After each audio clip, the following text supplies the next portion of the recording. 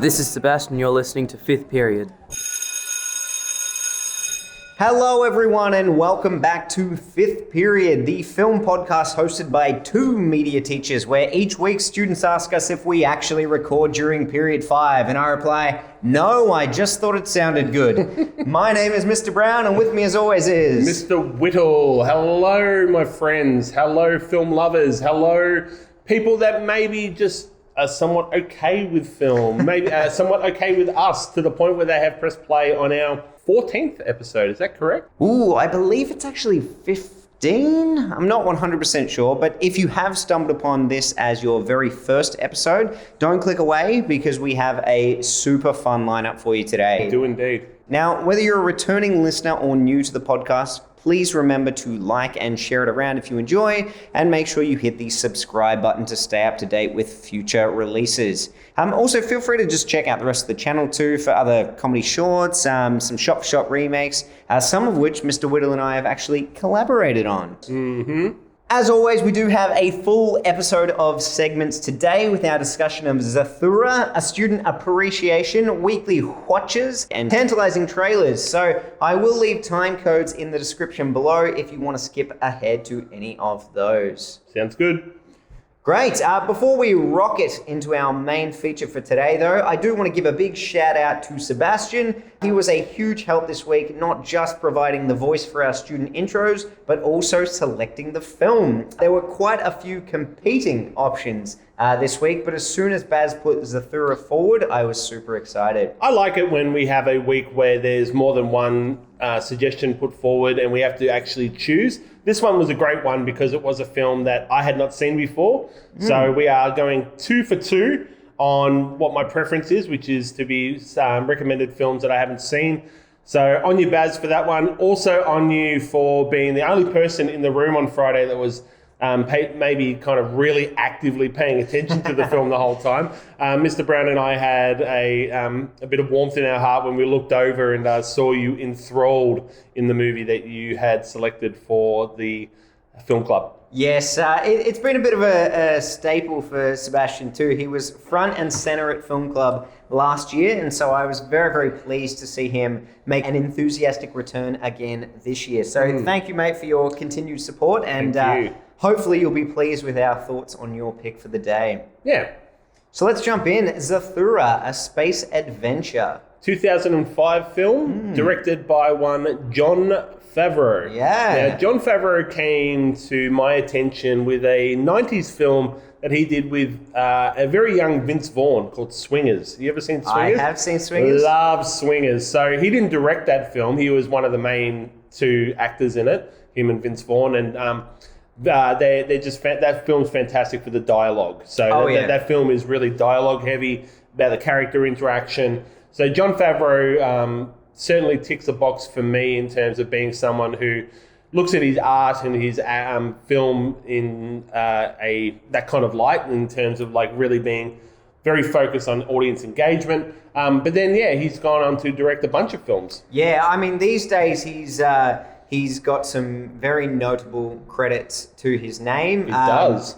I mean, right at the top of the list, he did start the Marvel Cinematic Universe with the original Iron Man film. Which I've never seen, but I know that one in particular stands out as one that's favourable amongst audiences. Certainly, it's in my top picks. Not so much Iron Man 2. Look, I don't mind it. There's some cool sequences in it, but not nearly as good as the first. Yeah. But I think at this stage, he'd probably only... Like in terms of the kids film realm, I think he'd maybe done Alf with Will Ferrell. Mm-hmm. And you can see in Zathura, there's a lot of the same sort of special effects and practical effects that they used on set as well. So he'd obviously learnt a lot in his time trying to make Buddy the Elf look like he was significantly bigger than everyone else in that film. Talking about practical effects, just a little tidbit that came to across my eyes as I was researching the film is the fact that when he got brought on for this project, he went to the special effects team and said he wants as much in-camera effects to occur as possible. He feels like, especially at that time, 2005, the CGI that was going around would take him out of the film, was the quote that I found. And so you do see that in the film. Like, there is still CGI in the film. For sure. But they do try and do a lot of practical effects as well. And he still very much feels the same way about that. I know in Iron Man, a lot of the suit was originally practical suit stuff. Right. I think now it's completely CGI, but The Mandalorian, even his work on the Orville, he actually built models of all the spaceships so that he could have them fly through the blue screen and have them look far more realistic than if they were just computer generated. Now, after this film, he's gone on to do a few more family favorites as well, right? He did The Jungle Book. He did do The Jungle Book, yes. And there was another one that I can't remember what it was, something else that's a bit of a family favorite. If you do know, leave a comment in our video. We're always looking for the bits that we've missed along the way, so we love to be corrected via YouTube comments, so please jump in and make sure that you are calling us out on the things that we've missed. Yes. I think the best place to kind of start the discussion of this film is it's actually a sequel to Jumanji, which has been, I guess, contested over time. I'm not sure if there's anything in the film that specifically links it to the Jumanji universe, but I was doing a bit of digging, and both Jumanji and Zathura are based on children's picture storybooks. And the books themselves are definitely linked. So in Zathura, the picture book, the kids actually find the game Jumanji, following the characters from the first Jumanji getting rid of the game. And then underneath the game board for Jumanji is the game Zathura. So they are quite clearly linked in the book form, and I think unofficially linked in the film universe as well. Now, were you aware of this information prior to doing the research for the podcast? Because when I said to you, we've had this recommendation for this movie called Zathura, you said, yeah, I've seen it before. It's pretty good. It's just Jumanji in space. Well, yeah. Which it is, absolutely. And there are definitely like beats in the movie where they're pretty much just repeating exactly what's happening in Jumanji, and we'll get to those as we're going through the actual narrative plot points. But I'm a huge Jumanji fan. Yeah. I even quite like the new video game versions of Jumanji, but the most excited I get in those video game versions is when they make reference to the original Robin Williams Jumanji. And watching this through, I thought, I wouldn't mind seeing characters from the original Jumanji or this film's Zathura turning up in one of the sequels for the Rock, Jack Black films that are currently coming out. I think if the film, because I'd never heard of this film before it got recommended by Baz as well, so I think if this film had done better, we may see some kind of nod to it in these rehashes of Jumanji, but I don't think like the world of the modern world of Jumanji is going to really kind of bring it up. Maybe though. Yeah, I don't know. Hollywood's always trying to milk old ideas and make them new. I've heard rumors of Kirsten Dunst making a reappearance. If that's the case and they are trying to kind of tie all these universes together, I guess Zathura would be the next logical step. I've done a few discussions with Riley recently, and he's not a huge fan of credits in an opening sequence. He likes the credits to play at the end of a film, but I loved the credits in this opening sequence with all the close-ups of the game. I thought it was fantastic. As well. It really kind of engaged me the way that they depicted it. The game, we knew it was going to be a board game in the film from trailers and just general knowledge. So having a close-up of the game, I think the game's look, the aesthetic of the game is really important to the film. In many ways. So having the credits roll with all those close-ups is really strong. The design of the board game is very much a 1950s look, and it's cool. I love the tin quality to it. I love the game. The actual physical board game look is just great. Yeah. So, and being able to look at it more thoroughly through the credits, great fun. And so we're introduced to this family dynamic. It is a father recently divorced. He's looking after his 3 kids. We don't get introduced to Kristen Stewart's character for a little while in the film, but we meet the 2 boys, Walter and Danny. Yes, and the father of Walter and Danny is played by one Tim Robbins. He's great. Who is great. Doesn't have a character name besides Dad, according to IMDb. So, we would just refer to the father or Dad, although he's not in the film a great deal. No, but I think he is very good as his role. Yes. And so, I mean, the kids are great. I know they're supposed to, at different points in the film, be whiny and annoying, but ultimately I found them to be great performances from the kids. And I found a lot of what they were doing to be very believable. So even though they do get on each other's nerves, I feel like it doesn't just happen inorganically. Like there's a lot of stuff that triggers them to be frustrated at each other, and it's very emotionally driven. Yeah. And for me, I was like, yeah, that is exactly how kids would act in that scenario. It's a primary plot point that they're in constant conflict with each other, which totally, as being one of 3 children, I was the oldest. The second one was my brother. My brother and I used to argue about stuff all the time. I totally connected with the conflict that these two had.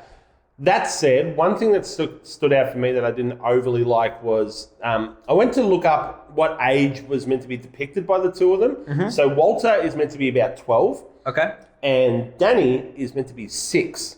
Now, I didn't feel 6 from Danny. No. Yeah, No. I would say maybe 8 or 9. Yeah. And I'm sure the actor was not 6 at the time. Like No. the kid just seems like he's more eloquent than a 6-year-old. So yeah, I was. But there was some things he does, or some things like he doesn't know how to read. Yeah. Now, an 8 or 9-year-old commonly knows how to read a few words more than what his character depicts. So there was a bit of contradictory kind of characterization in Danny for me, which distracted me a little bit. But once I just accepted it, I'm like, okay, I'm just going to move on with this. But certainly, if the character had been 8 or 9, it's still that the conflict would remain. If your brother's 1 year younger than you or 6 years younger than you, they're still going to annoy you. Oh, yeah, for sure. Yeah. But I really liked the fact that there were times in the film where you favoured each of the brothers. Mm-hmm. So at the start, I was like, oh, Walter's going to be the unlikable one the entire time. He's a bit of a bully to his brother. Like, he doesn't let him do anything. His brother feels self-conscious about his ability to do things, and Walter just shuts him down. And then as the film goes on, I'm like, no, I'm on Walter's side. Danny's being annoying. And so it does flip-flop around, and Favreau does a really good job at directing the kids. Now, another thing that Favreau does a great job of, or his cinematographer does, is the look of the film. The film, and I'm bringing it up early because it's immediately apparent to me with the conversations that the dad has with Walter and Danny inside the house and all that stuff. It looks brilliant. The choice of house, having all of that warm wood paneling to contrast with the blue space, is such a clever idea. But I also looked up that this film was actually shot on film, which isn't a big thing these days. Like commonly, we have our films shot digitally and then rendered to look like they're shot on film, just because of the cost effectiveness and the technology allows for it these days. But in 2005, Favreau still chose to shoot on film, and this was the transitional period, the early 2000s or mid 2000s, of where more people were moving to digital. But you can see it in the film. Like, it is just beautiful the way it's captured the faces and the colors. There's a real depth to the image. So that stood out straight away for me. And you say like it was his cinematographer, but my understanding is Jon Favreau takes a very active role as a director and gets really in amongst all of those different areas. As any good director should. For sure. And so there's this very early dynamic that's set up where Walter seems like he's outgrown Danny, and Danny wants to play with him, but he's like, nah, I'm too old for that now. And he says this great line. He says, I'm not mean, I'm in 4th grade. I have a girlfriend. You know how dad says to grow up? That's what it looks like. I did like that line. Yeah. It's so good. And so the actor of Walter is, what's his name? Josh Hutcherson. Josh Hutcherson, who, it took me a minute when I was watching the film in Film Club the other day to recognize him and go, oh, it's that guy. Then Peter, the baker boy. I couldn't remember him at the time. You and I spoke about it. I go, what do I know him from? And you're like, I don't know. You were maybe distracted by, the year 12s talking to you about something. Perhaps. But then I went home, did my research. I'm like, of course, it's Peter. Where's Peter? Oh my God, Peter! Peter. Where's Peter? Peter. The baker who is so good at decorating cakes that he can make himself camouflage into a rock face. That's how good he is at icing a cake. He can also ice his face. So this is obviously a Hunger Games reference, which I love those films. Very excited for the new one coming out later this year. So I am going to go back and watch all the Hunger Games. So we'll be seeing more of Josh Hutcherson when I do the rewatches. That reminds me, and I won't detour to it now, but remind me to come back to franchises at the end of our discussion of the main feature. Franchises done. So we were discussing with Jumanji how long it takes for them to sort of get into the main gameplay. I mean, they've got two different timelines going on in Jumanji, and someone gets sucked into the game pretty early in the film. But for the kids to come in and start playing it, it does take a while. Yeah. Whereas this film gets into it very quickly. And I think part of that is because you've already established the world of the game through this other film. Possibly, so people kind of know the rules. Yes. But also, they do exposition very well. We learn a lot of information very quickly. And there's this great line where the kids say they like their mum's house better. And the dad said, yeah, well, so does she, and now it's hers. And you see him regret that he's said that. Like, he's acted a bit childish in front of his kids. Yep. That kind of dialogue is so clever to give us exposition, not just about the scenario that he's a divorced dad, but also about his character a little bit more, his immaturity, but then also once he says it, he regrets it, which is a theme that kind of comes up throughout the entire film as well. Thinking something in the heat of the moment and then regretting that you've thought it. Yeah, like you said, really strong exposition in really kind of minimal, kind of very efficient way of putting that character forward. Speaks to Tim Robbins as well, who's a fantastic actor. We see him go and wake up the sister after the boys are like, no, don't wake her up. Which that in itself is great character exposition. It shows the relationship and the dynamic between the two boys and their older sister, played by Kristen Stewart, her name is Lisa. Her name is Lisa, and I quite like the sequence between Tim Robbins and her, where when he wakes her up, she's like, oh, I'm hooking up with someone later. And he's like, oh, don't say hooking up. Like, he baits her a little bit about her choice of words. One of the rare lines in the film that was great for me that as an adult is, we should never have rented 13. Like, I really liked that line. But if anyone's seen the movie 13, you'd certainly understand that a father and she's meant to be maybe 15 in this film. I think so, yeah. That would be an awkward watch, them two sitting there watching 13. On the wall is a bunch of band posters, including a Tenacious D poster. So I wanted to mention that. 2005 vibes. Which had a cameo from Tim Robbins. The complete masterworks. And then, Tim Robbins then is in the Tenacious D film. So, yes, there's a whole kind of connection there as well. I like and further down the line, when we see her CD player, it's also got a Tenacious D sticker on it. So Lisa is a fan of Tenacious D. There you go. So the father has to go back to the office because Danny has ruined his poster. And so he has to go print one off at the office. And so that is the setup for the film. The kids are left alone, and we get maybe one of my favorite moments in the film, where Walter is watching TV and Danny wants to play catch with him, but Walter doesn't want to play, so he just keeps throwing it to him, and Walter throws it back, just like trying to dismiss it, get rid of it. And you can tell it's going to happen. You know he's going to hit him square in the face. I love the sound effect on that as well. It's like a really pronounced clop. Yeah. Like, into his head. It's so good. So I audibly laughed when that happened, and then they chase around. I really connected with that dynamic of Danny doing something wrong, immediately knowing he's done something wrong, and then going, I'm sorry. It was like, that was definitely me growing up with my older brother, accidentally going too far with something and then immediately regretting it. Yep.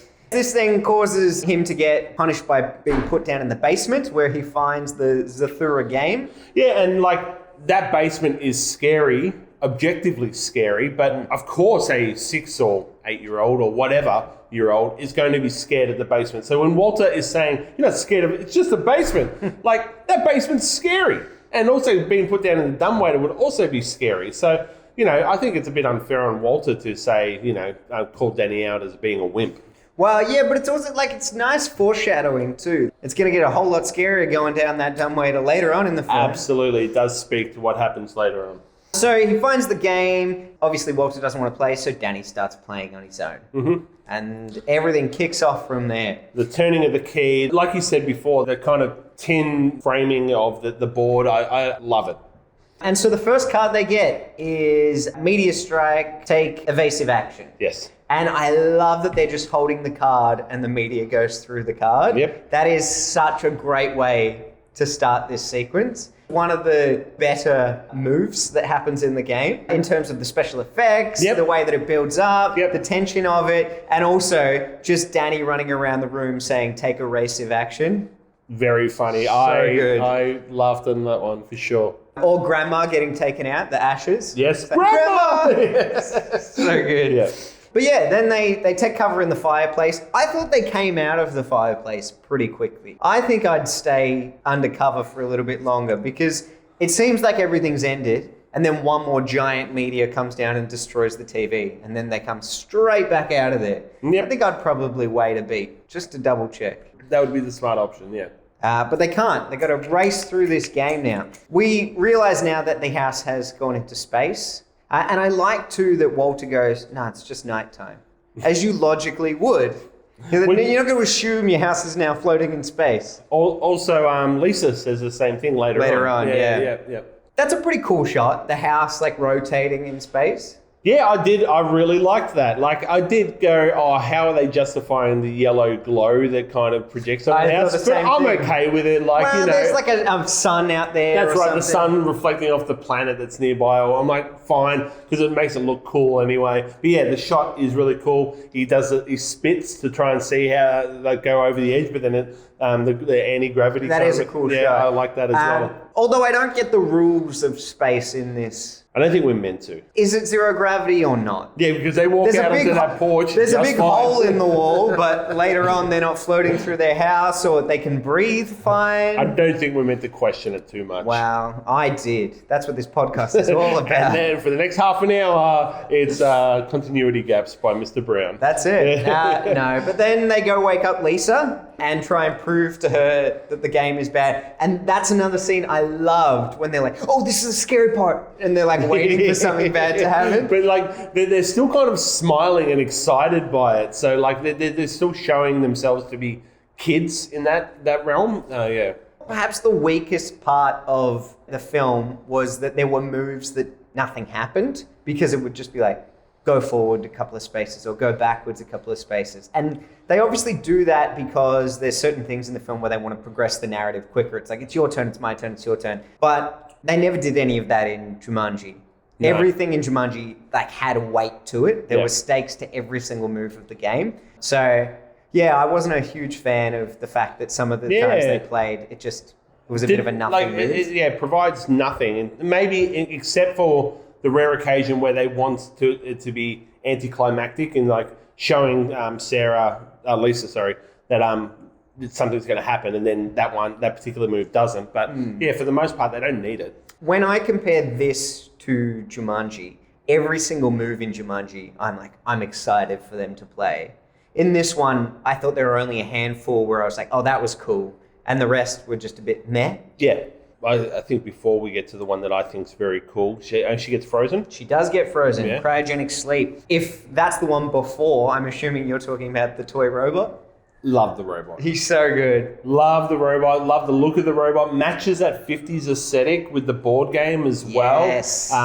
We see him come around the corner and he's got the eyes glowing, but he's small. Then the boys look away and he grows. Then he's just destroying everything. Oh, before he destroys everything. Give me a juice box, biatch.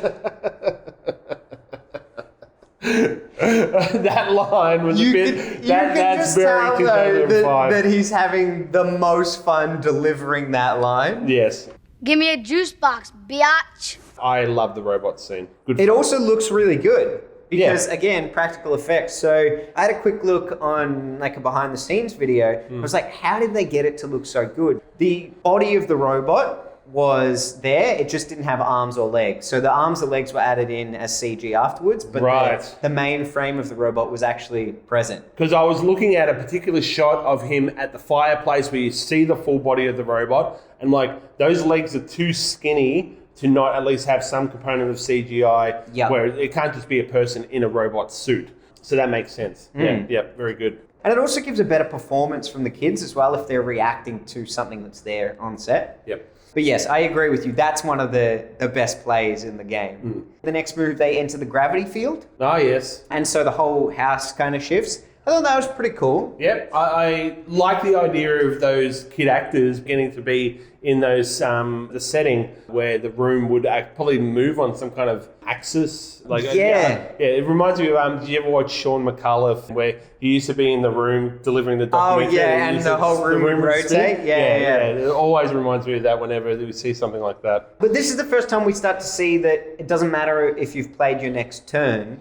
Sometimes things will last throughout the entire game. So the robot's still attacking them while the house is unbalanced and turning on its side. So it teaches us the rules of the game as we're going through it. Again, another element that existed in the original Jumanji. That's why they keep playing in the original Jumanji, because they want everything to go back into the game. Now, it's with the shifting of the house that Lisa falls out of the bathroom, down the stairs. The sound effect as she goes down. Yeah, and the sound effects make her sound like she's hollow. Well, because she's a mannequin. So that would be the actual sound that's made for sure. But that would kill her, right? And I love the boys when they're taking her back to the bathroom. They have to act as if she's like a fully weighted human, when we know in real life that they're just carrying a mannequin version of the character. So that was a bit of fun. Yeah. At this point, Danny is like, I don't want to play anymore. Yes. I'm going to make some 2-minute noodles. Which, look, I can sympathize with that. Everybody loves a good 2-minute noodle. But I also reckon Walter is correct. The gas and the water should not have worked. We're in a magical world now. It doesn't matter that they're not connected to any plumbing or gas. It still works in their house. Which comes in very handy later when they need to light the fire. Yeah, so it did serve a purpose, keeping that flaw in the logic of it still present. Well, I think that's why they have this sequence. So that later on we won't be like, wait, how is that even working? They're just like, no, we're going to show you it working, and then we're going to have characters be like, how is that working? Yeah. That's how people get away with narrative holes. I mean, what we do have to all remember is that fundamentally this is a house flying through space. So it's okay if there's a few other things where it's like, a bit, out of the norm. Yeah, I guess. Fantasy is fantasy. That's true. You don't like fantasy, then? By definition, this would still be fantastical in nature, right? Yeah. But the fantasy that's seated in more of the traditional look, like the dragons and the castles and the medieval component. We got Zorgons. We do have Zorgons. The Zorgons come up a bit later. They actually kind of enter now in terms of the spaceship, yeah? We don't actually see them in their form for a long time. But yeah, they come almost like pirates with cannons. Yeah, and it was when this, their piratey kind of spaceship is going around and taking out chunks of the house, that it came to mind how, what I liked about the idea of this film is that it's two brothers who are playing a board game, and it made me think about how young kids, their imagination could run wild, where your house could become a spaceship. When, if you're stuck inside maybe on a rainy day, kids, like, especially younger kids, maybe not a 12-year-old, but certainly a 6-year-old, would allow their imaginations to go to that place where, yes, the house is a spaceship going through space and we have to fight off evil and take on these challenges and stuff. Obviously, we're meant to be taking it seriously at this point in terms of the audience, but having it fully illustrated in terms of the perspective of a young mind. And on the actual demolishing, I guess, of the house too, that was all practical as well. So they basically shot the start and the end of the film first, and then actually destroyed the set. Which is cool to think of as well. They would have had fun, the crew, putting asteroid holes in the walls and then getting a sledgehammer to the front porch and stuff. Yeah, that would have been fun. It would have been awesome, yeah. So the reprogram card comes up now. Reprogram, by the way, is our code word for this episode. But when the card comes up, we obviously don't know what it's for just yet. It doesn't work very well when he tries to use it on the Zorgons. Just holds it out. So reprogram. I love it. Yeah. And then the next thing that comes up is rescue stranded astronaut. Enter Dax Shepard. Enter Dax Shepard indeed, or some might call him the poor man Zach Braff. Yeah, because he is very similar looking to Zach Braff. Not dissimilar in delivery as well. Zach Braff of Scrubs fame, Garden State, that kind of stuff. When he comes on the screen, I'm like, He's just a similar looking guy to Zach Braff, but not as endearing. I would say he usually is even more Zach Braffian than he was in this film. I think he felt... What else has he been in? He felt really toned down in this. I know him as a stand-up comedian as well outside of this film. I don't know him of any other films. He was in a buddy cop film called Chips, where he's like a police officer. Yep. Basically, anything that Kristen Bell's in, because they're married, they often appear in each other's films as well. Yep. But yeah, he's usually goofier. Oh, he was in Idiocracy. We were talking about it the other day, yes. So yeah, he's usually even goofier than he is in this film. And I feel like perhaps he was even brought onto this film because of that goofiness. They were like, oh, well, we had Robin Williams in Jumanji. We need someone really exaggerated and over the top in this one. And then his performance in this is quite toned down. Yeah, I felt like the goofiness wasn't there. Like, no. It's quite subdued. Which is interesting in a film like this. Perhaps maybe when they actually had him on set, they just wanted something different from him, maybe. He says a couple of sarcastic lines, but he doesn't have that usual goofy quality about him that he would in other films. Yeah. But yeah, he comes in, lights the couch on fire, sends it off to get rid of him, and then celebrates with a big old sandwich. Yes. Yep. And he justifies that he has been floating around space for like 40 odd years, I think is what he says. No, it's only supposed to have been 15 years later. 15 years. There you go. Yeah, so, because I made a note of how if... and spoilers, we never said this up top, but there is actually a little twist in this film. So if you haven't seen it, I'm about to reveal it right now. So go check out the film before you return to the podcast. We do find out that he is an older version of Josh Hutcherson. And Josh Hutcherson, 15 years later, looks pretty much exactly like Josh Hutcherson looks in the film. We are getting ahead of ourselves there. Yes. Coming back to this, he's eating his sandwich, and Walter goes up to him and tries to pull rank. He says he's an admiral and holds up his card. And then he's like, oh my God, I'm an admiral too. It's a card. And just like throws it in his face. Yeah. I'm a fleet admiral too. It's just a card, bug nuts. But yes, this is when we get to what I thought to be, I mean, with the obvious exception of them playing a game that then comes to life and puts them in danger, this is when we get to the big comparison between Jumanji and Zathura. One of the players tries to cheat and is caught doing so. That is a huge plot point from the original Jumanji film that is then repeated in this one. So far we've got the game, then we've got a player that was stuck in the game that comes out of the game, and then we have the cheating beat. So they really are going like plot point for plot point from the original. But I didn't think it was fair that Walter's the one that's punished for cheating. Yeah, when we know of Danny cheating earlier, and he does cheat again later. Yes. Yeah. And I thought perhaps this was supposed to be a bit of a metaphor for the fact that Walter is always kind of suffering the consequences of what Danny's doing. So like Danny's just young and no one ever blames him for things. So Walter's always the bigger brother who has to kind of bear that weight. Yep. Which as a metaphor, it works quite nicely. But yeah, he gets thrown out of the house and Dax Shepard has to go jetpack to him and save him. Yep. And this is what I mean about how does the air work in space. Dax was wearing a helmet before when he came in. Doesn't make any sense. You know me, I'm a stickler for these rules. All right, so Kristen Stewart wakes up. Yes. They said it was going to be 5 moves, but I counted 8 between her waking up. Okay. I didn't pick up on that particular. You know how we've talked about this in a previous podcast, when something gets timed on screen, we like it when it matches accurate. up. Yeah. And so I felt like this would have been an easy one for them to fix up. To get right, and they still got it wrong. You know what I think they got wrong on this one? Oh, yeah? In terms of Lisa waking up, is her crushing on a person that's double her age. Is that the most problematic thing about the person she's crushing on? It gets worse after that as well, but at this point, it's she's talking about his beautiful eyes. Yes. I feel very sorry for Kristen Stewart in this film. In the earlier sequences, when she's talking to her dad and when the kids first go in to chat to her about the game before she gets frozen, I think she's great. I think she does a really good job. Is asleep for half the film, and when she wakes up, her character is reduced to erratic screaming. You guys actually set the house on fire! Get off me! Try to find the fire! extinguisher! What's gonna board us? What's gonna board us? What's a Zorgon? What is that? What is that?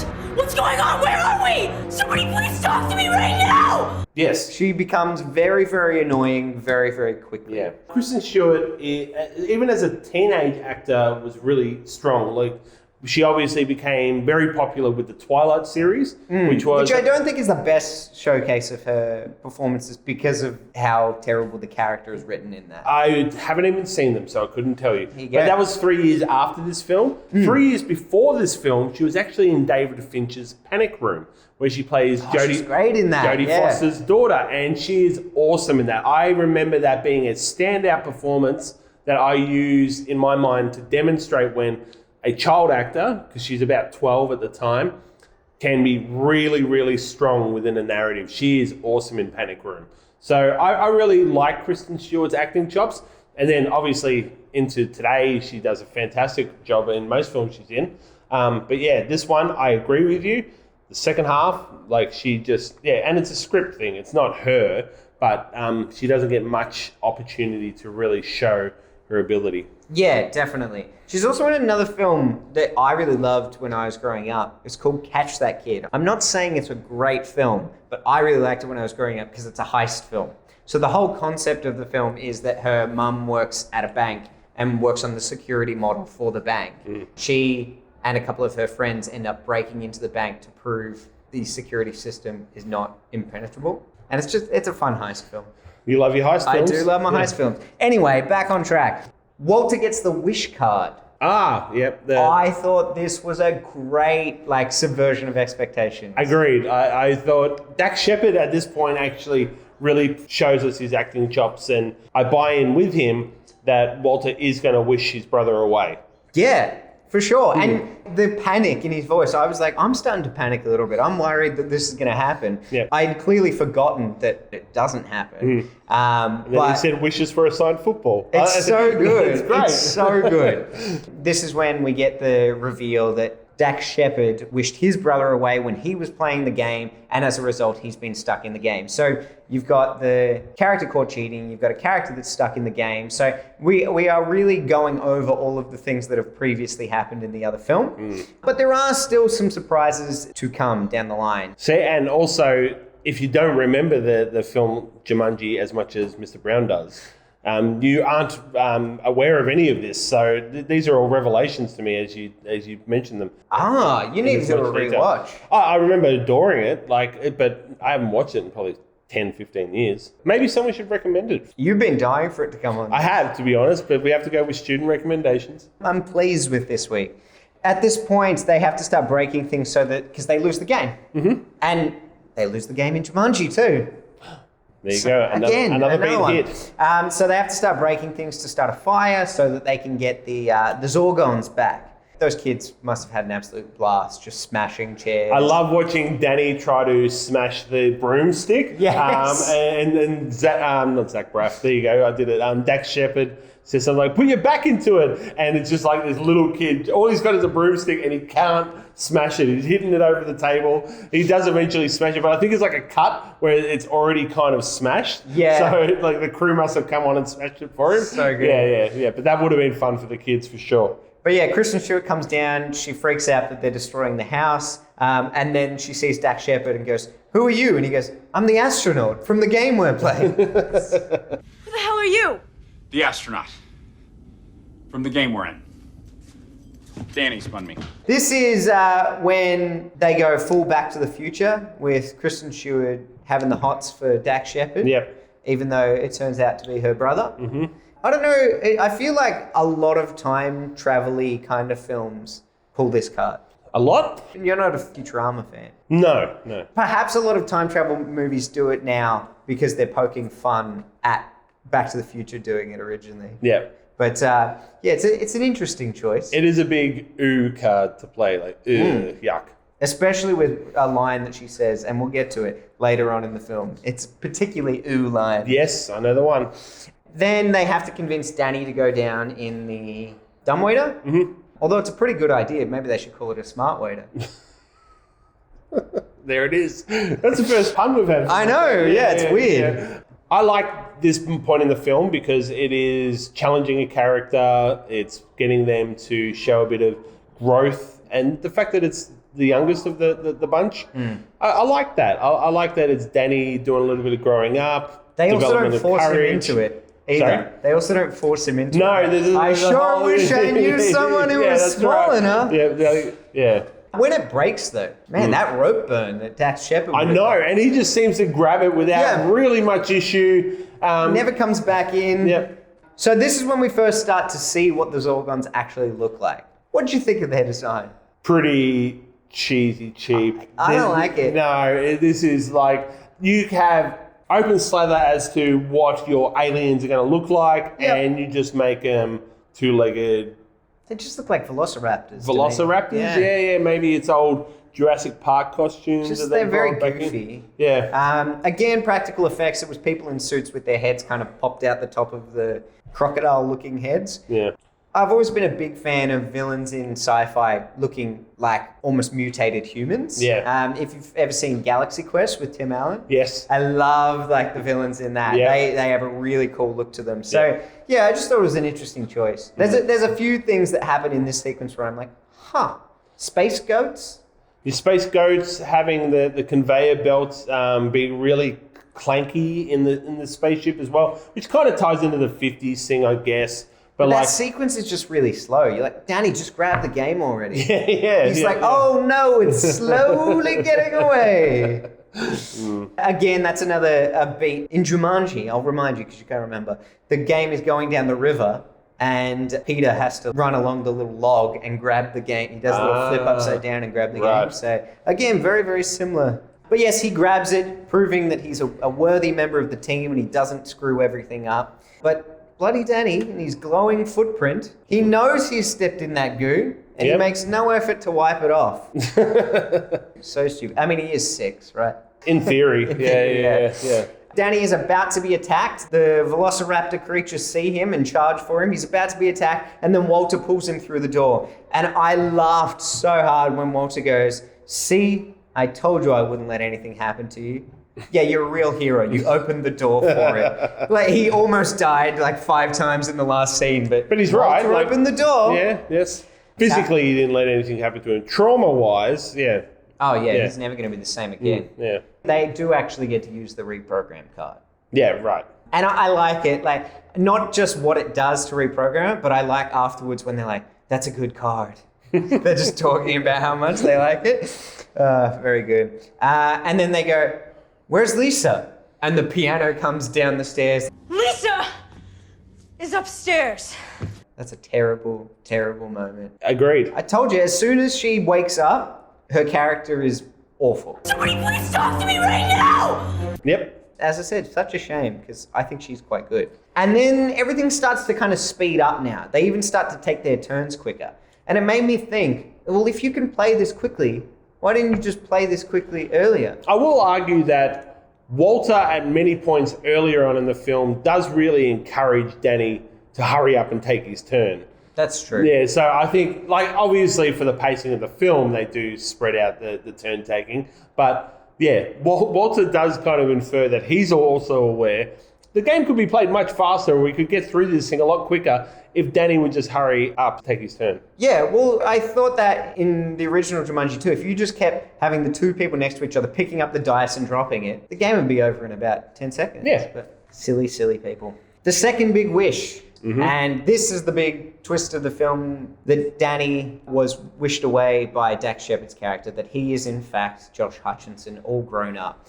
I don't like the Danny facing Danny, putting his hand up, mirror. It's very cliched.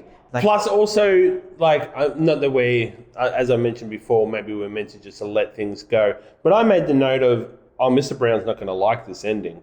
Because do you feel like they give logic to the way it all worked out, where you can have future Walter and present Walter facing each other and it all works out? For me, it didn't make logic. Like, it wasn't sensical. is he even real though? Yeah, and then that's the only way I wished, like, I dismissed the Which concern. earlier in the film, his panic about him wishing the brother away would make you think that he was real. But then it's like, well, in what version of the game did you wish your brother away? Because we're playing the game right now and he doesn't do that. I mean, is any of it real? Well, that's the thing. Yeah. The whole thing's just a big metaphor for them getting along, right? Yeah, correct. But yeah, the mirroring each other, I'm like, yeah, that's a bit cliche. Yep. But I do like the face warp. They did well. Because I was like, I don't think he'd grow up to look like Dak Shepard. And then they did the face warp, and I was like, actually, I could buy that. Yeah. I believe that. Yep. And this is where we get the worst, grossest line in the film. It was me. Yeah. Oh my God. And I wanted to... And we're left to assume what she wanted to do. Play the board game with her brother? I think that was it. Yeah. Yeah. Hold hands with him. Yes. Ugh. Yeah. Gross. And then they speed through the rest of the game. Danny keeps getting terrible moves. Like he goes back 2 spaces or something. And he goes, oh, God, I suck. And I was like, yes, you do, Danny. You suck. Although, like, it's not skill-based at all. It's just to press a button and see what happens. Yeah. I just meant in general. Yeah. Kristen Stewart gets sucked into a black hole and nobody cares. That's right. None of us care. Yeah. Oh, I didn't mean on screen. I just meant in the world. Yep. But yeah, then we get Game Over, man. And I have one logic thing that I don't like at the end of the film. I don't think she should have remembered playing the game because she's not a player. Yes. I liked that the brothers had the same experience. Yep. But I agree, the fact that she is embarrassed and runs to the car, and one of them says the line about the eyes.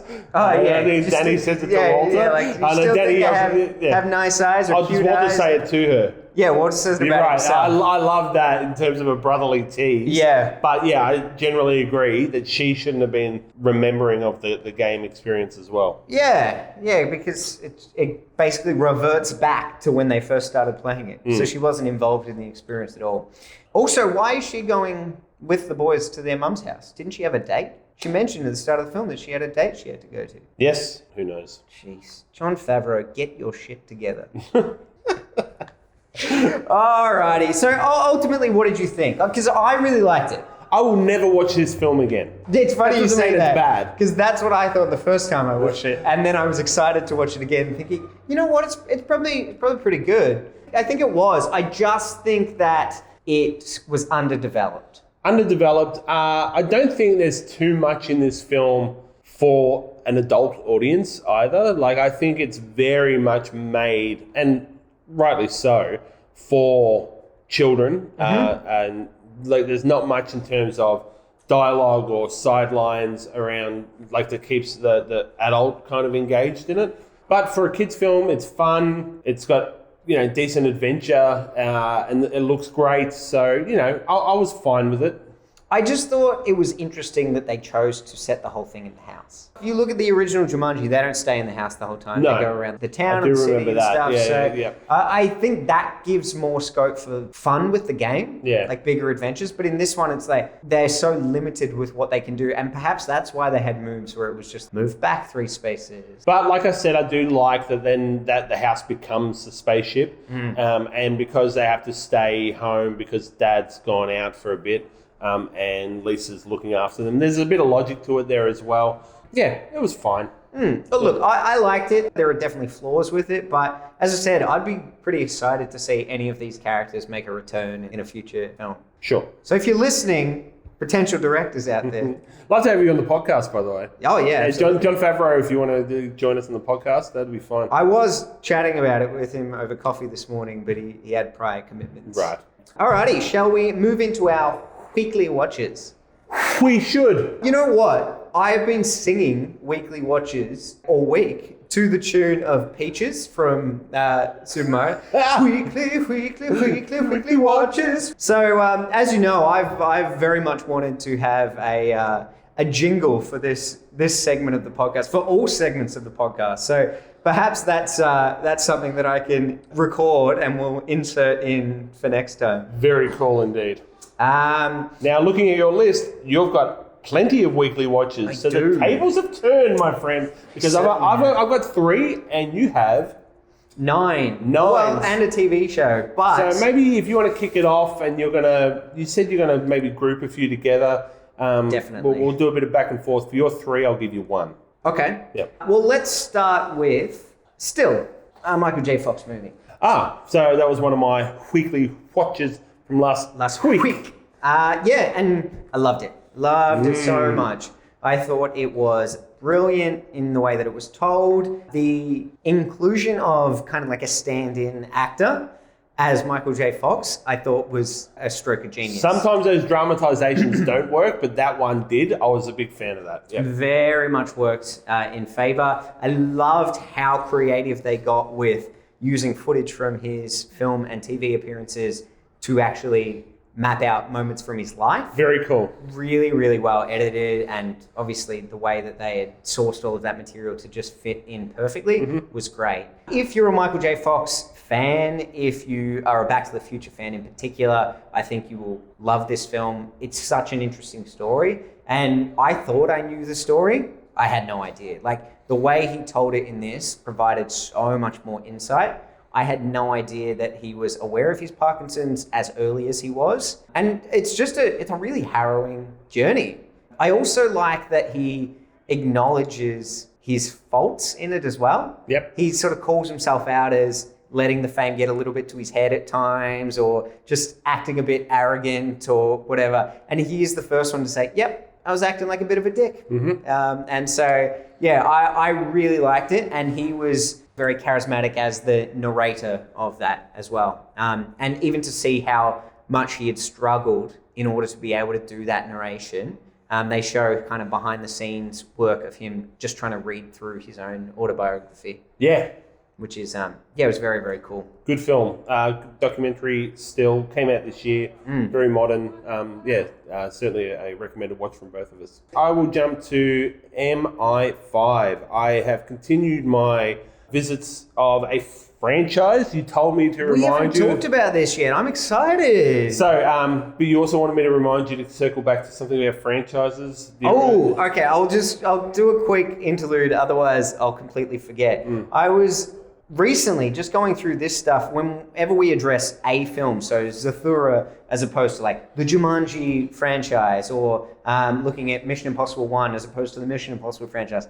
I would love to do like a separate podcast and just like pair off with different people every week. You pick a franchise, you watch all the films, and then you rank them based on different things. I think you're setting yourself up to have to watch all of the Star Wars films, and I would never want to do that. Well, this is the thing. I get to pick my timeline for this, and this one doesn't have to be a weekly release. But I just think it'd be cool. Like if you did the Scream films, you would like rank them based on their cold opens, and then rank them based on like their chases or the characters, or like picking things from each of the films, and they would each have their own category. Like in Mission Impossible, it might be the different stunts versus the different openings or whatever it might be. So you just do it, say, in like a 20-minute breakdown. And I thought it'd be a cool idea as a point of difference, because so often we talk about one film. I'm like, I'd love to chat about like the whole franchise. Yeah. But yeah, anyway. Circling back to Mission Impossible as one of the franchises that I'm revisiting in the build-up for Dead Reckoning, which... the full trailer dropped. We won't talk about it in our Tantalising Trailers too much. But it was a great trailer. But it is a great trailer. We've already talked about the teaser trailer, and then the full trailer dropped and got me even more excited for this film. I'm up to MI5, which I had seen before. I'd forgotten that I'd seen it, and it kind of speaks to my thoughts on it. I still enjoyed it, but this one... Rogue Nation, yeah? Rogue Nation, absolutely. And... enjoyed it, but it would certainly sit just above number 2. Same for me. Yeah. In terms of my least favorite out of the first 5. I've obviously got one more to go. Unsure where that one will sit. That one I definitely haven't seen. I should clarify too, even though it sits above 2 for me, there was a sizable jump from 2 to 5 for me. Same for me. Okay, great. But this one, there was something slightly clinical or dry about it in the presentation of it. I'm a little bit concerned. I will put it out there, because my understanding is the director of this film has done number 6 and will be doing Dead Reckoning as well. So hopefully I don't think you'll be disappointed by number 6. And look, that's not to say I was disappointed by number 5. I'm just saying 1, 3 and 4 certainly sit as the top 3 for me thus far. Just remind me, Rogue Nation has like the opera sequence. It has the opera sequence, Yeah. which was pretty cool. And the dive, the underwater sequence. Yes. No, that one wasn't a big fan of how CGI that looked. It's funny because it's got like blue screen around Yeah. it, but he was actually underwater for longer than the film says he's underwater.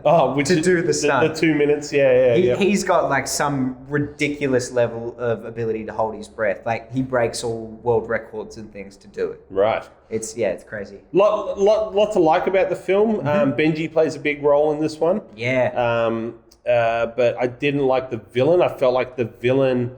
I forget that, but he's the Englishman. Yeah, I was never a big fan of him either. He seems to be duped too easily by Rebecca Ferguson, who is kind of doing a double play on him. She's a great addition. She's awesome. And I think she's coming back for Dead Reckoning. Does she come back for number 6?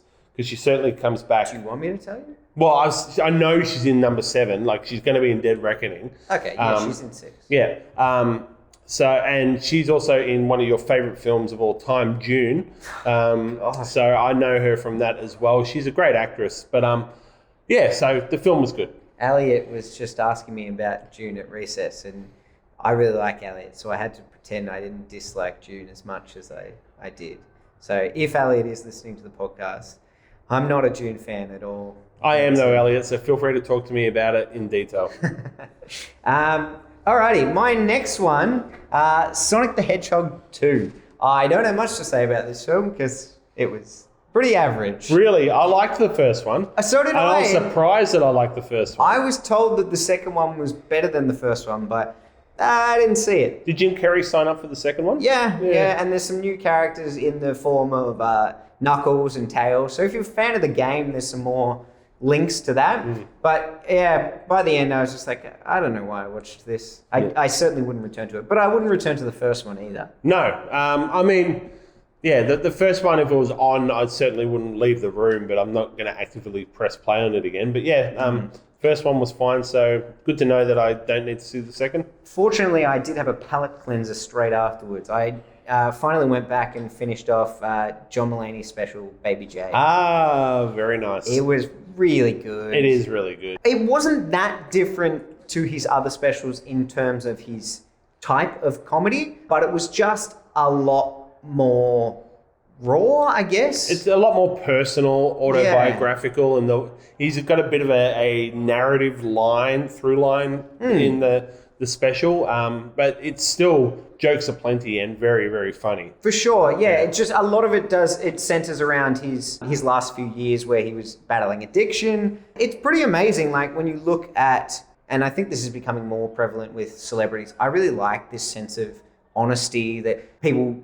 don't feel ashamed to be able to talk about that stuff anymore. Yeah, I think we're generally progressing in society where these previously taboo topics of a variety of things, including addiction of various forms, can be talked about more, because I certainly believe that it allows for a greater opportunity for these things to be overcome through making them less taboo. Yeah, definitely. So I really enjoyed that, and he's just hilarious. He's great. His delivery is fantastic. He's one of my favorite comedians. He's very, very funny. He and it's great to know, because he's been a writer on Saturday Night Live and a bunch of other stuff. Besides being at the front and being a comedian, he is also a comedy writer, and that, I think, speaks to the level of intelligence he has in his writing, that he gets brought on to write as well as not just present. A lot of the comedians that you see out and about, they have writers behind the scenes writing their work for them. He has a lot more. Well, he is one of those writers. That's right. He writes for other others. comedians. Whereas for him, I hold him in much higher regard because he is a great comedian all round. Yeah. For sure. So previously I've spoken about Prisoners and I've spoken about Enemy. This one is Sicario. Okay, right. Yeah, so Sicario was, once Denis Villeneuve came to Hollywood and got his big budget films, this one was a bigger budget than the preceding two, starring Josh Brolin, Emily Blunt, Benicio del Toro. Such a great film. Really complex in terms of its story and its conflict. Not my favourite of his. Does sit below Prisoners for me, but still a very strong film. Wait, is Benicio the lead in it? It's really hard to pinpoint who you call the lead. I'd say Emily Blunt's kind of, it's from her point of view, really. He plays Benicio del Toro I don't want to give too many spoilers, but he plays a very conflicting character as to whether we're meant to like him or not. Right. That's his sweet spot. Yeah. And he's probably my favourite character in the film, although Josh Brolin is pretty awesome in it as well. Okay. And Emily Blunt. So yeah, this is a great film. I highly recommend it. If you're after some really complex drama matched with some very exciting action scenes in this one. So yeah, that is Sicario. Cool. My next section is physical comedy films. So I have watched 3 Pink Panthers and 3 Johnny English films over the last week. Now, let me explain how it all went down. So, Maddie's sister was staying with us and really felt like watching a comedy she didn't have to pay any attention to. So, she put on the 2006 Pink Panther with Steve Martin. I am a big Steve Martin fan. You know I'm a huge Steve Martin fan. But when she put this on, I went, don't watch this Pink Panther. Go back and watch the Peter Sellers Pink Panther. Let's just, a side note on how much of a Steve Martin fan you are. Just last night, coincidentally, the YouTube algorithm recommended to me a 1976 Steve Martin stand-up special, and I immediately messaged it to you saying, have you seen this? I haven't. It's great. I've never been able to find it in its full form. Yeah, so. I was pretty impressed to find, because I've read his autobiography last year, think it's great. Steve Martin, anyone who cares about comedy should care about Steve Martin. Oh, for sure. Great coincidence that you're bringing him up for, Yeah, arguably his best performance in Pink Panther, right? No, get that out of here. So I own almost his entire catalogue, but 2 notable absences in that, the Pink Panther films. Oh, you didn't have them on your... No. We were streaming them because I always thought that Peter Sellers Pink Panthers were far superior to the point where I wouldn't understand why someone would remake them. And I will admit, watching them through, I got enjoyment out of it. They were a bit of fun, and they were certainly, as Emma had hoped, it's something you didn't have to pay any attention to. Yeah, we watched both of those films back to back, and then that kind of sent us down a rabbit hole of physical comedy. So we went through the Johnny English franchise next. The first one I adore. I love Johnny English. I think we're talking Rowan Atkinson, aka Mr. Bean here. Yeah. Yeah. The first one I love so much. He's a spy who is brought in on a case because all the other spies are simultaneously taken out in one big terrorist attack. So he's the only agent left. And it's a great parody of the spy genre. He's fantastic in it. Even though the sequels are pretty average, it was good fun. I enjoyed watching them. But I got through all of this, and all it made me want to do was watch the original Pink Panther film with Peter Sellers. So I'm sure a lot of our listeners haven't seen any of these films. The first one was released in 1963, but they have a really interesting story wherein the first one, Inspector Clouseau, is merely a side character. He's just part of an ensemble where the lead character is actually the criminal. And he was such a lovable side character that they ended up basing the rest of the franchise on his character. Well, 63 was about when Peter Sellers really started gaining popularity as well. I know him from Dr. Strangelove, the Stanley Kubrick film, which was about 66, 67. Yep.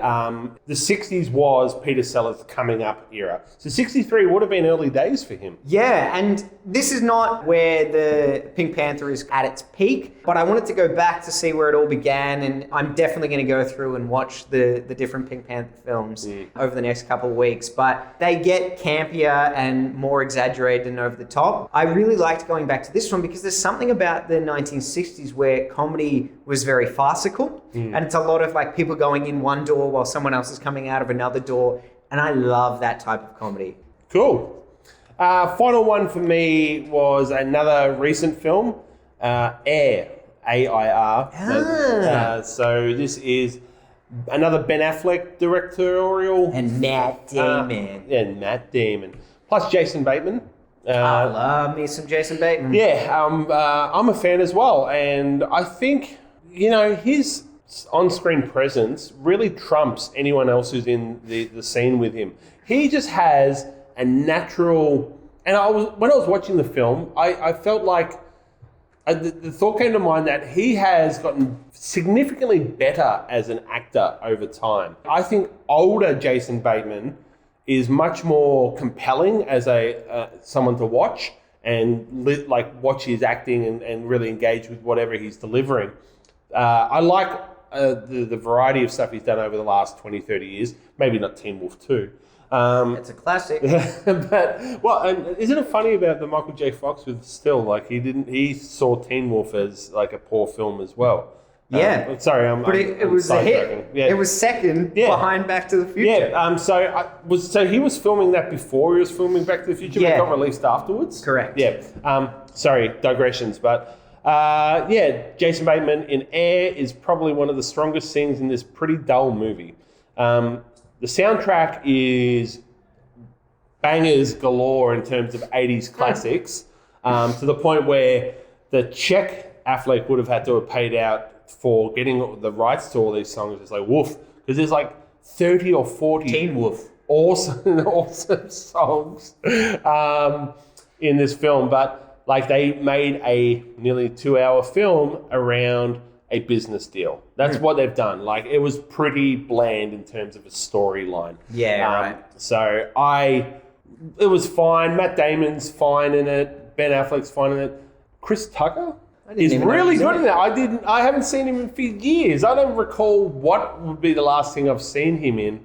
I know him from The Fifth Element. He's great in The Fifth Element. He's awesome in The Fifth Element, but he's much older now, and it's cool to see him still having that high-pitched kind of animated vocal delivery, but he is much older and tries to play a more down-to-earth character. I think he finds it very hard. Yeah, he was pretty cool in the film. Overall, the film was so-so for me. Okay. Yeah. The last thing I'm going to mention is just the TV show that I checked out this week, and it was a recommendation from both you and Javier, Beef. Yes. I'm one episode to go, but I loved it. I basically watched the first 7 episodes in a row because I was hooked. So the reason I haven't watched the last one is merely because I had a prior commitment that I had to get to. But I'm very eager to return to it and check out how it all wraps up. I need to get back. I need to rewatch that show because I really already adored it to the point where I feel like I binge watched it and I don't feel like I really absorbed everything that was happening. There's a lot in that. It's very, very deep in terms of character motives and the different things, just the complexity of life. I like that it doesn't present, this is the main character, so they're the one you have to get behind. It's no, you can see where everyone is kind of coming from. The brother and the cousin, the husband, and then there's the 2 main ones. For sure, that show is really deep, and its exploration of anxiety and depression and stuff like that is really strong. Yeah, Javier and I have had a bunch of conversations about this show, and it's a fantastic one. Yeah, I'm glad you liked it. I haven't mentioned to him that I've seen it. I should have. Yeah. That's it for you? Last show, I watched the show as well. Started watching a show called Ramy, Ramy. Now, coincidentally, this is also A24, the production company, taking a foray into television, much like Beef. Beef was made by A24, so was Ramy. Ramy started in 2018. It's in its 3rd season now, but I'm halfway through the 1st season. It's about a Muslim American in New York, the son of Egyptian immigrants. And the show's it's a comedy, but it's kind of like a subtle comedy. It's got Atlanta vibes in it. And it looks really good. So well produced. And I'm having a lot of fun with this one. The character, Ramy, he kind of plays a straight man around a bunch of whole craziness that happens in his life. But it's a really, really cool watch. One that, I'm happy to have something cool to go to in that regard. Yeah, all right. Ramy, Ramy. Alrighty, so let us move on to our tantalizing trailers. As I said, guys, I'm pretty excited to maybe incorporate that jingle into our weekly watches. So if anyone's got some fun ideas for a jingle for Tantalising Trailers, I am all ears. Please leave comments below to let us know. Now, we did make mention before that Mission Impossible Dead Reckoning, the full trailer dropped. We will just quickly mention that we're both already excited. We didn't need a trailer to drop for this one. We're already getting there. So that one we'll move on from. I did watch a bunch of other trailers, though. The first one I want to start with is the new Teenage Mutant Ninja Turtles, Mutant Mayhem. This is an animated feature that's coming out. Ollie has shown much excitement for this one. And I was like, it's just going to be another one of those Ninja Turtle films where, like, I think Schumacher did a few of them or something like that. Wait, Joel Schumacher did some? Yeah. So all of the Ninja Turtles would have had nipples in their suits? Yes. Sorry, that's a Batman reference. Yes, yeah, I got that one. Very excited for this. It's got similar animation vibes to Spider-Man Into the Spider-Verse. The look, is very, very much like they're actually teenagers in this one. The voice cast in it is really strong. I can't remember any of the names now that the voices of teenagers as well. The voices of the teenagers aren't anyone that's of note, but like Splinter, who was someone. A big name was Splinter. A big name was a few other characters as well. So I am excited for the new Mutant Mayhem Teenage Mutant Ninja Turtles. Cool. Ollie's got me on board. Yeah, nice. I think this is one, we might have a couple of double ups. Poor Things, did you tell me to watch that? That was last week, yes. Yeah. So I checked that out. It looks good. Like, it's just a teaser. And yeah, it doesn't give much away at all, but just the cast looks really good. Yeah, so coincidentally, Rami from that show I just mentioned before, he is someone who's in the cast. Oh, there you go. Yeah, it's not giving much away, but it just has a really cool, like, it looks visually stunning. Yes. No idea what it's about, but it looks cool. Yorgos Lanthimos, he does really command a beautiful image in every shot. That's evident in The Favourite. And yes, I'm excited for this one as well. Another one for me was No Hard Feelings. So this is a comedy that's coming out with Jennifer Lawrence, who I adore. I think she's great. And anyone who's seen her on any of the late night talk shows or something like that knows that she's a very witty, very funny individual. So it's kind of cool, because you can't really, if you look at her back catalogue, say she's signed up to many comedies before. Whereas the trailer on this shows that she's got comedy chops. Her delivery seems pretty dry humor, but it's there. So this is a story about a 30-ish-year-old who loses her job and is therefore hired by a family who the father, played by a very old Matthew Broderick, yes, to date their son who is a recluse. Yeah. It is such a bizarre concept. It's the kind of concept that you would expect in a film released 20 years ago. Correct. It's very much or even longer, anywhere into the 80s to the early noughts, it's this vibe. So on paper, this film would go yuck. Watching the trailer, I actually go, this one actually might be a bit of fun. So I'm excited for No Hard Feelings. Yeah, time will tell. Yes. Another one I know you watched the trailer for, The Creator. Yes. So a sci-fi action film with John David Washington. Mm-hmm. Again, I can't gauge much from the trailer. Was it it was a full-length trailer, wasn't it? Yeah, it was. But it's still, I'm very much in the dark about what's going on. What I'm excited about is that some production company is actually investing in building a brand new sci-fi world, rather than just leaning on old copyright and just going, we're just going to use Dune or something like that. Sorry, what? They're experimenting. They're trying something different. So I'm really excited for The Creator. I think, like you said, we don't get to know too much, but there is the element of AI taking over, which is very pertinent when ChatGPT is taking over our classrooms at this point in time. So I'm quite excited for that one. It looks good. I saw one called Theatre Camp. Basically, it is a student theatre camp where all the counselors look like they're taking it way too seriously. Now, the early talk on this film is that it's hilarious. To me, it felt very much like Wet Hot American Summer, Yeah. where the kids are just actual kids and they're trying to act as normal as possible, but all the counselors are adults that are just being goofy. Now, this film has done a few rounds at some of the festivals earlier this year. And won quite a few awards, I think. Won a few awards, is doing really well. The cast is quite unknown. Like, there's no big names outside of Amy Sedaris, I think. I noted the guy from Dear Evan Hansen. So Okay. He's from the live version of Dear Evan Hansen, and then he received quite a harsh response when they got him to play the character in the movie. And the director basically said, I couldn't picture anyone else but you playing this character. But at that stage, he was a full-grown man playing a teenager. And so he received a huge backlash for, like, why have they done this? It feels ridiculous. He's in this role. Yeah, but theatre camp, I am hoping that, because I think the greatest part of Wet Hot American Summer was the theatre scenes in it. Yeah. I thought they were fantastic. Day by day. So I'm hoping for more of that for a full-length film. I've got a couple more. So Killers of the Flower Moon, which is the new Martin Scorsese. Otherwise known as Scorsese. This one's Leonardo DiCaprio, set in pioneering America days, I think early 1900s. Looks beautiful. You and I have already talked about it. Really not something you'd go to. Grab me. But for me, this will be right in my wheelhouse when we think of There Will Be Blood and that era of Americana kind of history. I'm quite excited for this one as well. Okay, cool. Yeah. My final one is Five Nights at Freddy's. Which I also watched. Oh, there you go. So obviously Five Nights at Freddy's is based on a game series. I believe they've been trying to get a film released for ages about it. I've got a few Five Nights at Freddy's game players in my Year 12 class. They're very excited for it. They hope it lives up to the hype. But I was just excited to see Josh Hutcherson is in the leading role, but also Matthew Lillard, who I am a huge fan of from Shaggy in the Scooby-Doo movie. Oh, right.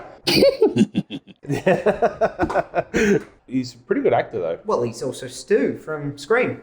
Oh, yeah, of course, yes. Yeah. So yeah, his addition to the film, if I wasn't excited already, it's got me really geared up. But it reminded me that they made a film in this vein with Nicolas Cage that you saw. So funny you should bring that up. When I watched this trailer, I was like, oh, it's just Willy's Wonderland again. Yeah. So I'm not as excited for it because it did really give strong vibes of repeating Willy's Wonderland. But I'm not a gamer. I didn't even know it was a game until like Ollie mentioned it. Surely Willy's Wonderland though is based on this concept. Well, of course, because the game's been around longer, right? But what film did I watch first? When did I experience the story first? It was with Willy's Wonderland. Although Willy's Wonderland wasn't that good, so maybe Five Nights at Freddy's will take the concept and make it better. Last one for me was Disney going live action with Ariel for The Little Mermaid. Oh yeah. Ariel? Yes, Ariel. I don't know why I pressed play on this trailer. It just came across my IMDb.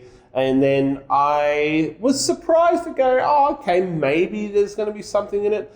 The original animated feature from the early 90s really brought in an era of Disney films, like then we talk Beauty and the Beast, Aladdin. So this was the commencement of a reinvigoration of the animated feature for Disney, the original Little Mermaid. So it does hold a very strong place in my heart. And the live action one, a bit unsure of what to expect from it. But Awkwafina as Scuttle, Javier Bardem as King Triton. I don't know, there was something about it that made me curious. So that's it for me.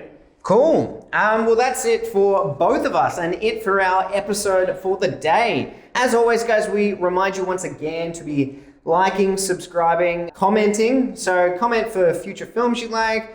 Maybe if you want different segments in the show, if you've got some fun ideas for some jingles to put at the start of our segment, that would be great too. I didn't do a wrap-up for today. Did you have a wrap-up? This is a common theme for you where you're saying, I didn't do a wrap-up. I didn't do a wrap-up either, but maybe we need to Reprogram! See, this is why I don't prepare them. Then we would deprive our listeners of that great final line. Have a good one, guys. See you, everyone.